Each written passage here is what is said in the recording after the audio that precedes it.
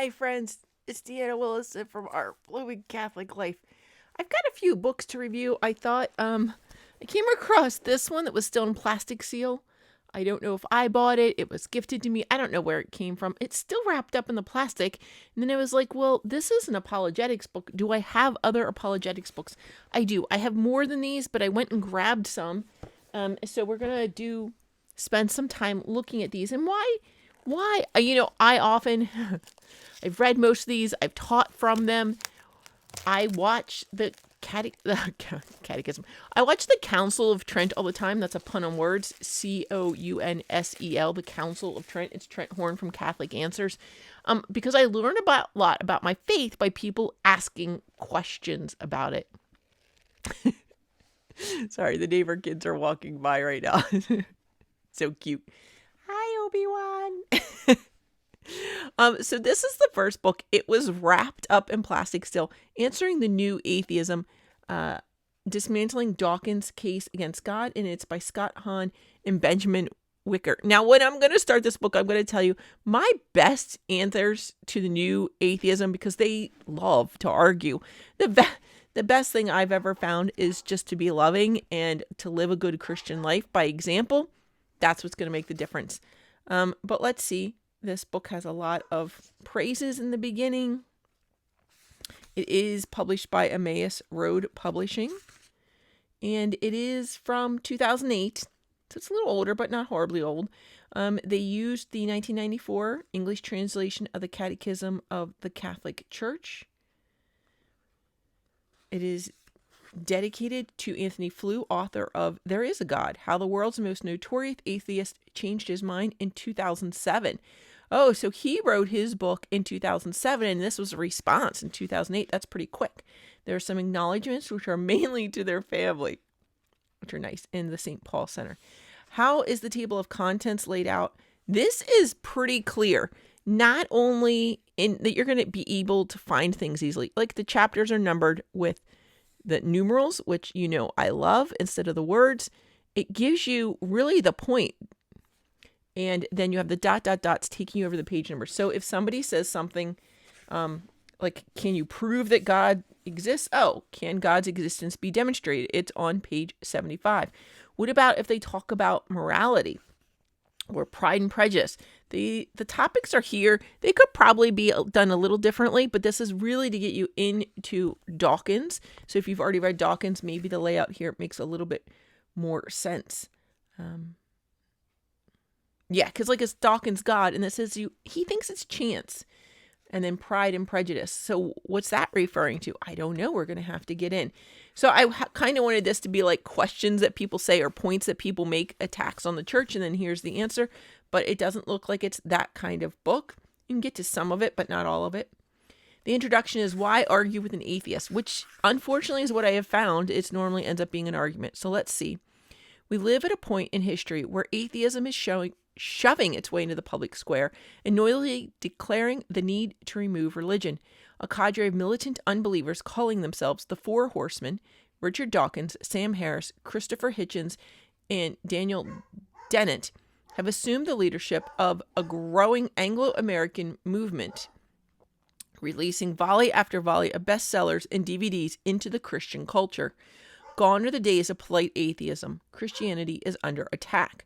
What to make of it? In one sense, not much at all. Reminded of the demon Screwtape's words in C.S. Lewis's brilliant and biting Screwtape proposes a toast. Apologizing to his fellow demons for the meagerness of the fare of souls at the annual dinner of the Tempters Training College, he remarks, "It would be vain to deny that the human souls on whose anguish we have been feasting tonight were of a pretty poor quality. Oh, to get one's teeth again into a Farinata, a Henry VIII, or even a Hitler. Instead of this, what do we have tonight? Mere little sinners, but lots of them. The quality may be wretched," remarks Screwtape to cheer his fellow demons up, "but we never had souls of a sort in more abundance." Well, the general quality of the atheist arguments now in the market is decidedly low, but we never had souls of a sort in more abundance. Gone are the days of such atheist giants as Friedrich Nietzsche. Here are the days of the mass-produced unbelief. And you know what? Not to bring Trent Horn back into this, because he has nothing to do with this book, but he says this all the time on his show. he finds it almost demeaning sometimes and kind of boring to go against the low-hanging fruit arguments. But those are the videos that get the most views and that convince the most people. It's not the really high philosophy things that are converting people away from God. It's the really dumb ones. I mean, which is ridiculous, but it's true. Why? Because people want the easy way out, right? So this has been noted. It's people are turning away in great numbers. Now I'm going to stop here to tell you the notes are footnotes. So right here it's telling you about C.S. Lewis's Screw Tape Letters, but there's other ones here that are websites. The Dawkins Confusion, Naturalism ad Absurdum. So this one here is a website, but it gives you the full citation for the article and then the web page. It's not the current way we list web pages, but it takes you to that exact web page, which may or may not still exist. That's why they don't take you to exact web pages anymore. You normally go for the root. So if those sources don't exist, go to the root one and then type in the title. Let's see here. So this introduction, which does have quite a bit of footnotes, I'll be honest. Oh, I don't even know. But he does talk about his office at Steubenville. So I'm thinking it might be Scott Hahn, but I'm not 100% which of the authors wrote the introduction. Does it tell us? Maybe it's in there somewhere.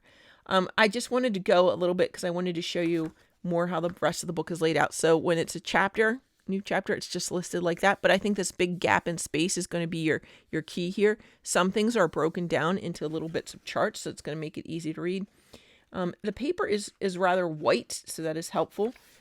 Unfortunately, because they used footnotes, they used the academic format where footnotes are often in a smaller font, more condensed, so you may need some help in reading. The print's kind of tiny. I do that myself. That's the format I use. I do love, because they are quoting these atheists, it's really important that they do cite so many things so that you can go and look up those arguments yourself, not just what it's telling.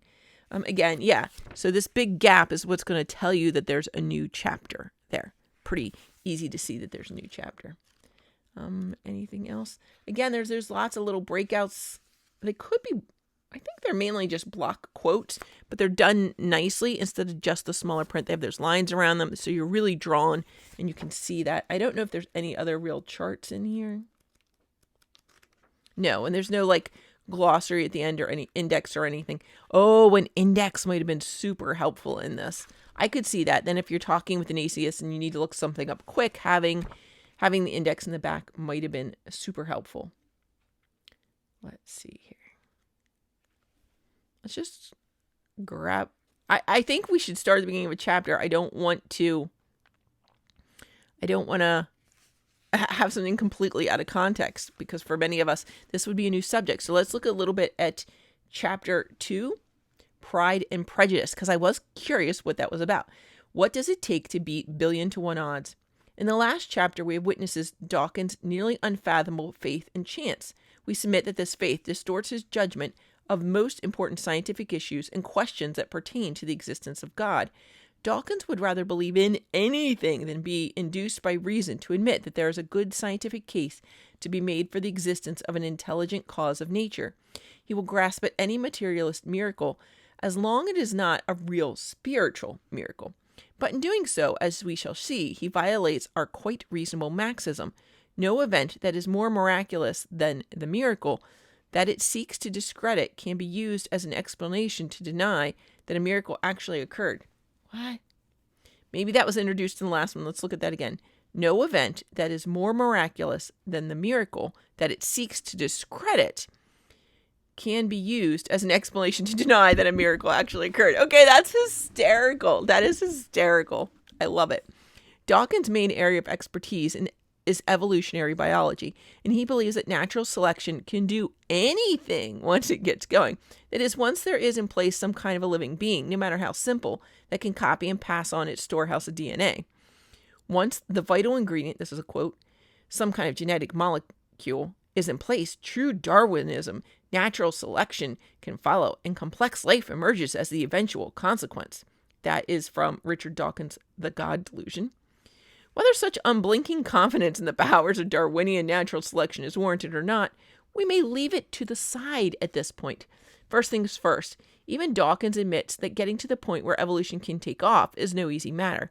How far back before evolution do we need to go? For the sake of following out his argument, we need to go to the beginning of the universe. Before there was ever biology, there was only chemistry. That is, if we trace backwards the history of Earth as it fits into science's current account of the history of the universe, we find the very first simple cells arising on Earth some 3.7 billion years ago, the Earth itself forming some 4.5 billion years ago, and the universe coming into existence 13.5 billion years ago. What was the universe doing for 10 billion years before the first living cells arose on Earth? Preparing for life. Complex biology, and even the simplest living cell, is extraordinarily complex. It takes a lot of complex chemistry. The needed chemical elements that make up all biological structures didn't just pop into existence. They were literally cooked up in the furnaces of successive generations of stars over billions of years. In fact, it took about half the age of the universe to beget a rich enough diversity of chemical elements to build up even the simplest living cell.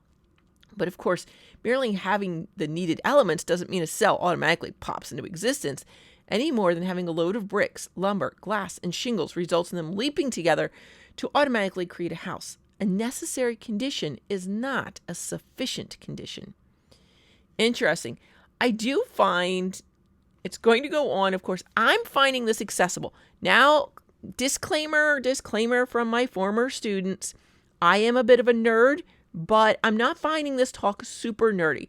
It's not the most simplest explanation, but I think it's for the average reader. It's very conversational. I think you're going to understand it pretty easily. I'm actually finding this pretty interesting.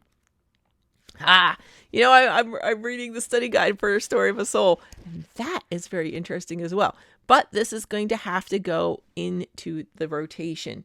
Definitely, I think this is going to be a good book. It really goes on to address it. You're probably like, she didn't really address it yet. I did not address it yet. You're going to have to get the book yourself. I am going to recommend that you grab this. It is by Scott Hahn and Benjamin Wiker. May God bless you and keep you. May he make his face to shine upon you and be gracious unto you. And may the good Lord bless you. In the name of the Father and the Son and the Holy Spirit. Amen. Oops.